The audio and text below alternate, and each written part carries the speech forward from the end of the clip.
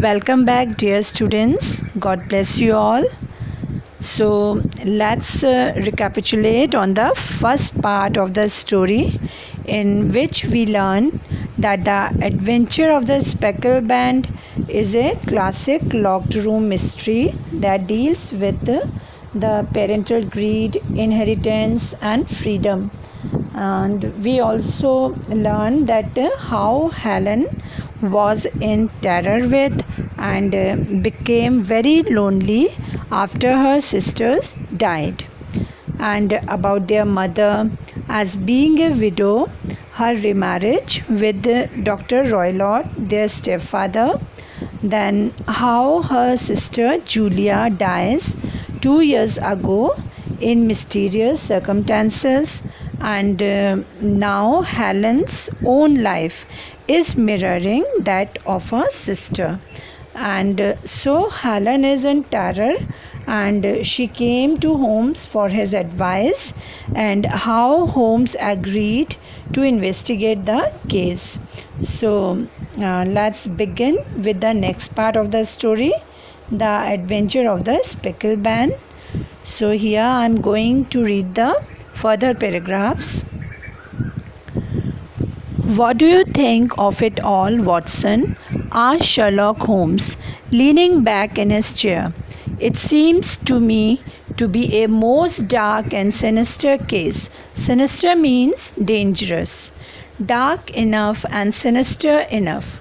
And now, Watson, I shall walk down to the Doctor's Commons, where I hope to get some information which may help us in this matter." It was nearly 1 o'clock when Holmes returned home from his excursion. Excursion means a short journey made for pleasure. "I have seen the will of the deceased wife." Deceased means dead. "He said each daughter can claim an income of £250 in case of marriage. Therefore, if both girls had married, the doctor would have had a mere pittance. Pittance means a very small amount of money. Even if one of them was getting married, it would ruin him. And now, Watson, if you are ready, we shall proceed to Stoke Moran." Okay, so let's see. Then Holmes asked Watson about the case. So Watson replied that it is the most dark and dangerous case. Then Holmes plans a visit to the manor house where Helen and her stepfather live later in the day.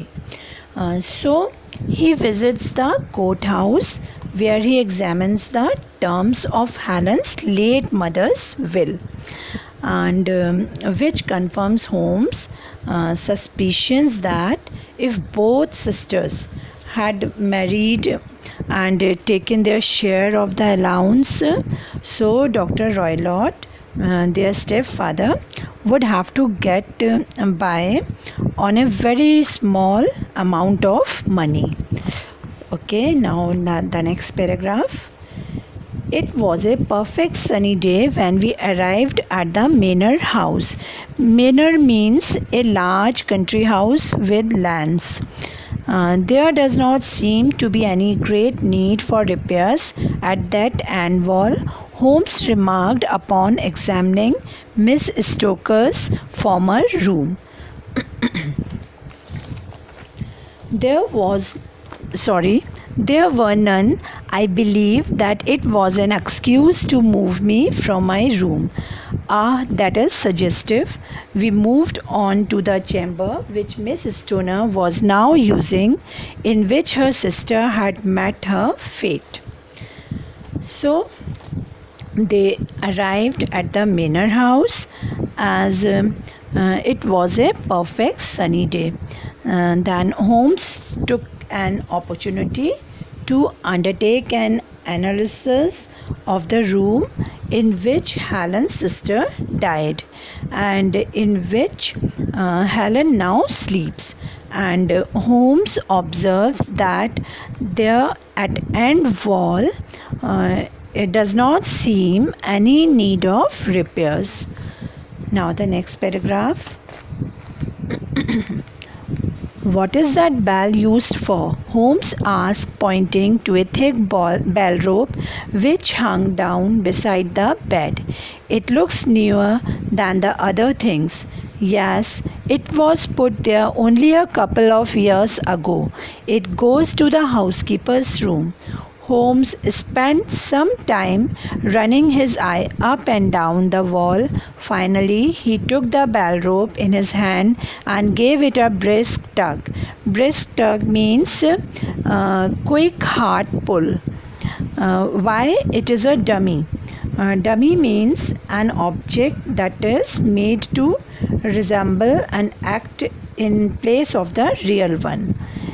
It is not even attached to a wire. You can see now that it is fastened to a hook just above the little opening for the ventilator. Ventilator means an opening that allows fresh air to come into a room. And then this room has certain strange features.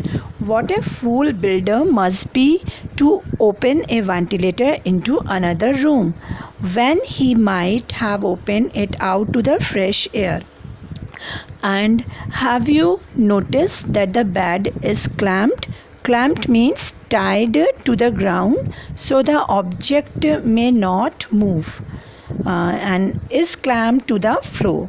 With your permission, Miss Stoner, we shall now look at the other rooms.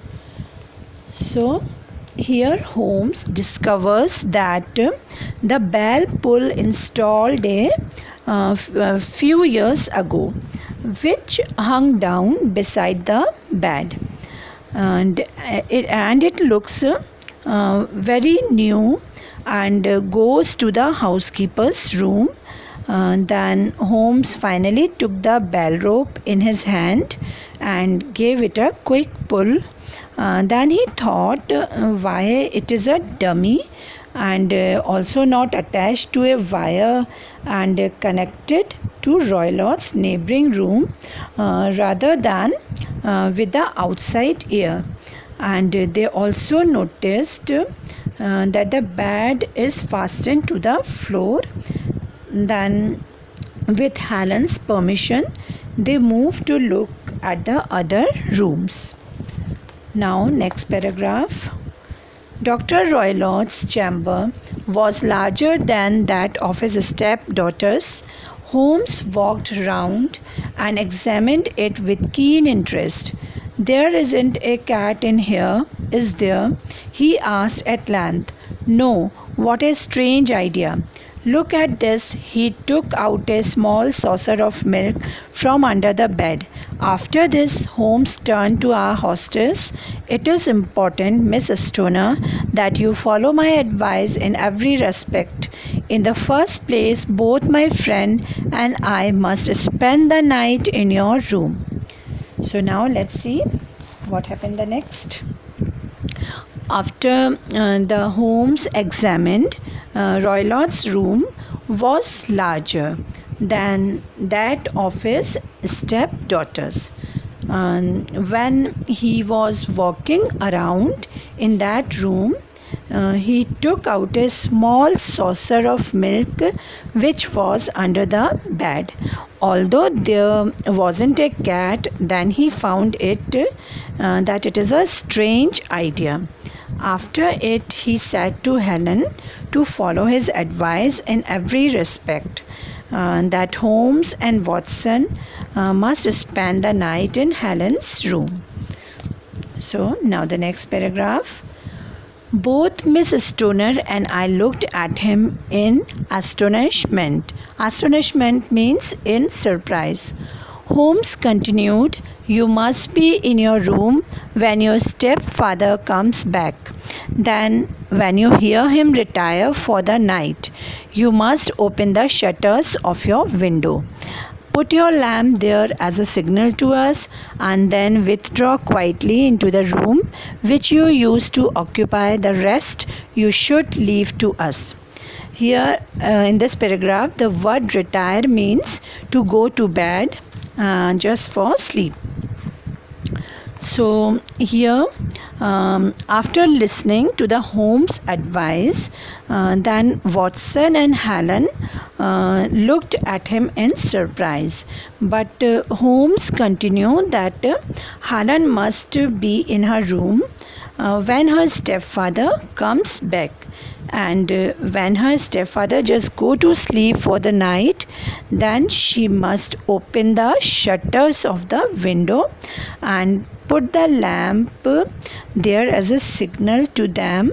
And after that, Holmes instructed Helen just to move quietly into the room which she used to occupy, and the rest they would manage.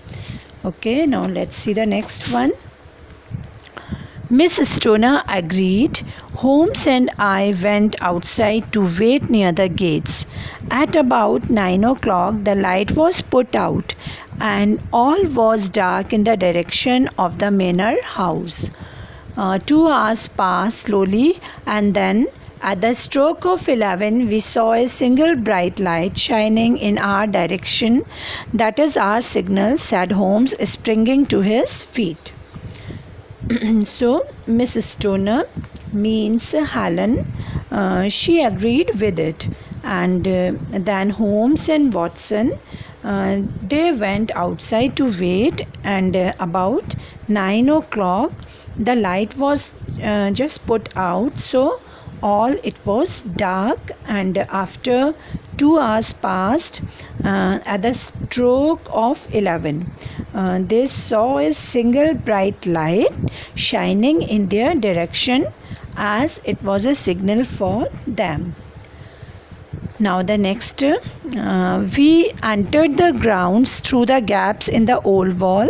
Once we were inside the bedroom, Holmes whispered in my ear, the least sound would be fatal to our plans. Fatal means ending to death. We must sit without a light. Do not fall asleep. Your very life may depend upon it. Holmes had brought with him a long thin cane, which he placed beside him on the bed. Beside it he laid a box of matches and a stump of a candle. Then he turned down the lamp, and we were left in darkness. So after they got the signal, they entered the grounds through the gaps in the old wall. And as they were about to get inside the bedroom, then Holmes whispered in Watson's ear that the little sound would be the ending to death to their plans. So they have to sit without a light and without falling asleep. And Holmes also had brought a long thin cane, means type of walking stick, with him, and he kept it beside him on the bed, and also a box of matches and a stump of a candle. And then he turned down the lamp, and it was totally dark. So for today, this much story is enough. Now it's time to get your homework. You have to learn and write the word meanings of the displayed pages, and also memorize the story up to how much you have listened. Now the remaining story we will continue in the third part along with the question answers. So till then, enjoy as well as concentrate on your study work also. It's okay. So be sincere and be safe, and again all the best.